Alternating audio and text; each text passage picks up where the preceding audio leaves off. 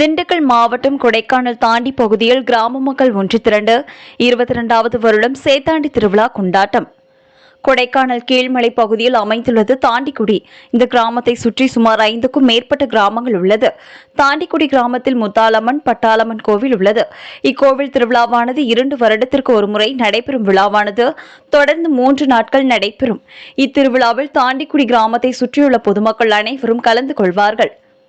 இவர்கள் கொண்டாடப்படும் திருவிழா மிகவும் வித்தியாசமான நிலையில் பக்தர்கள் பெரியவர்கள் முதல் சிறியவர்கள் வரை உடம்பில் சேறு சகதிகளையும் அள்ளி பூசிக்கொண்டு பாட்டு பாடி ஆட்டமாடி அம்மனை தரிசிக்க செல்வார்கள்.